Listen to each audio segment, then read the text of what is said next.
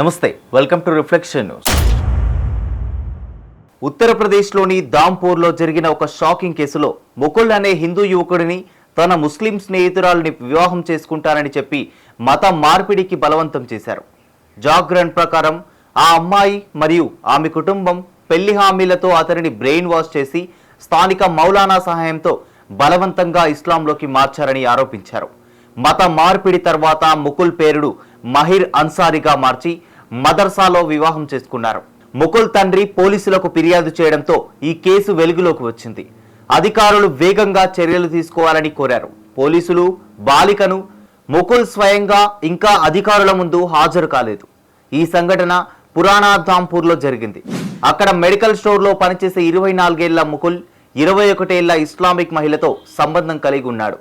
బాలిక కుటుంబం స్థానిక మదర్సా మరియు మసీదుకు చెందిన మత ప్రముఖులతో పాటు వివాహానికి ముందస్తు అవసరంగా మత మార్పిడిని అంగీకరించేలా అతన్ని మోసం చేసినట్లు తెలిసింది. తన కొడుకును క్రమ పద్ధతిలో బ్రెయిన్ వాష్ చేసి తన విశ్వాసాన్ని త్యజించమని ఒత్తిడి చేశారని ముకుల్ తండ్రి ఆరోపించారు.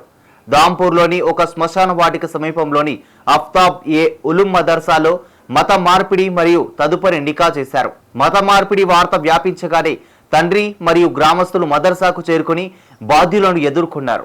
తీవ్ర వాగ్వాదం జరిగింది. దీనితో పోలీసులు జోక్యం చేసుకున్నారు. తండ్రి ఫిర్యాదు మేరకు అధికారులు ఉత్తరప్రదేశ్ చట్టవిరుద్ధ మత మార్పిడి నిషేధం చట్టం కింద కేసు నమోదు చేశారు. బాలిక తల్లిదండ్రులు నాయి సరాయ్ మదర్సాకు చెందిన మౌలానా కారీ ఇర్షాద్, నాయి సరాద్ మసీదుకు చెందిన మఫ్టీ గుఫ్రాన్ సహా 5 నిందితులపై కేసు నమోదు చేసి జైలుకు పంపారు. అయితే ముకుల్ గైర్హాజరు కావడంతో అతని భద్రత మరియు శ్రేయస్సు గురించి ఆందోళన వ్యక్తం చేస్తున్నారు.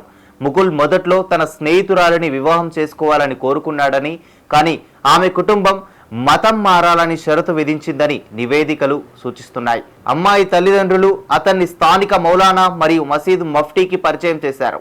అతని నమ్మకాలను మార్చడంలో కీలక పాత్ర పోషించాడు. మతపరమైన విధంగా ఒప్పించడం మరియు భావోద్వేగ తారుమారు ఉపయోగించి వారు అతని గుర్తింపును విడిచిపెట్టమని ఒప్పించారు. చివరికి అతని మతం మారడం తర్వాత వివాహం జరిగింది. ఈ కేసు బలవంతపు మత మార్పిడి మరియు మతాంతర సంబంధాలతో హిందూ యువతను లక్ష్యంగా చేసుకోవడానికి ఉపయోగించే వ్యూహాలపై ఆందోళనలను తిరిగి రేకెత్తించాయి.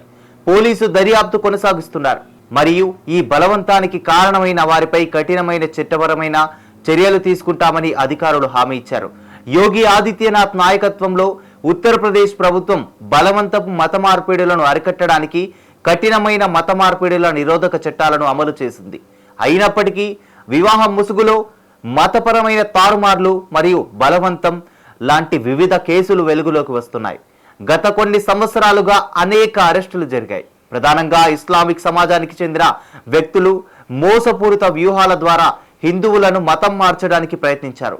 అక్రమ మార్పిడిలపై రాష్ట్రం యొక్క దృఢమైన వైఖరి చట్టాన్ని ఉల్లంఘించే వారిపై నిఘా మరియు చట్టపరమైన చర్యలను పెంచింది.